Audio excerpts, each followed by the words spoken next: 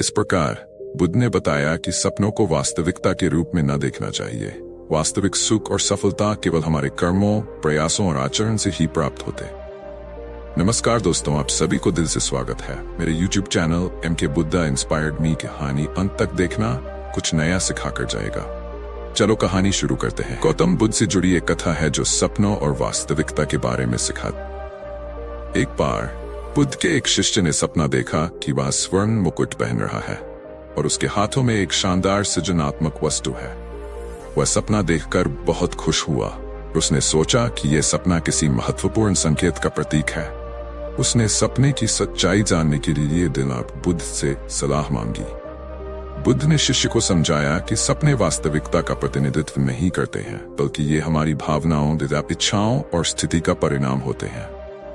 उन्होंने कहा कि सपनों के माध्यम से हम कई बार अस्थायी सुख और शांति का अनुभव कर सकते हैं, लेकिन सच्चाई और स्थायी शांति केवल हमारी वास्तविकता और समझ से आती है। बुद्ध ने यह उदाहरण दिया कि सपने केवल अस्थायी और मिथ्या होते हैं और वे हमें वास्तविकता से भटका सकते हैं। सच्ची शांति और खुशी आत्मज्ञान, सही कर्म और सच्चे मार्ग पर चलने से मिलती है। इस प्रकार बुद्ध ने इस कहानी के माध्यम से सिखाया कि सपनों को गंभीरता से लेकर जीवन के निर्णय नहीं करने चाहिए, बल्कि सच्चाई और स्थिरता को वास्तविकता के आधार पर समझना और स्वीकार करना चाहिए। कहानी नंबर 2।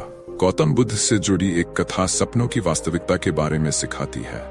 एक दिन गौतम बुद्ध के एक शिष्य ने सपना देखा कि वह स्वर्ण से भरे एक शानदार महल में निवास कर रहा है और उसकी सभी इच्छाएं पूरी हो रही हैं।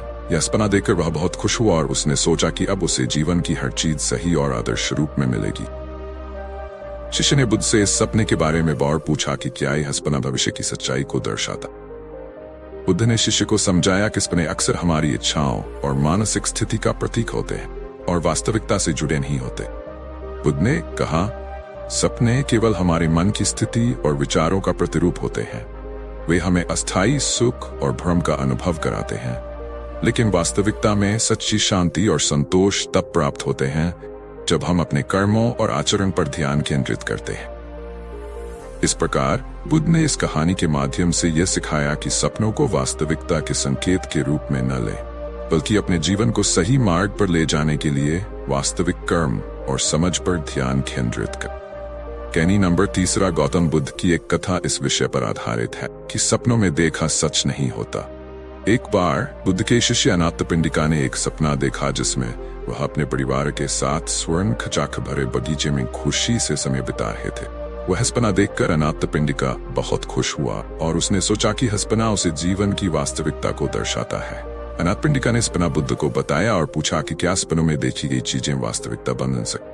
बुद्ध ने उसे बताया कि सपने केवल हमारे मन की कल्पनाएं और इच्छाओं का परिणाम होते हैं और वे वास्तविकता के संकेत नहीं होते।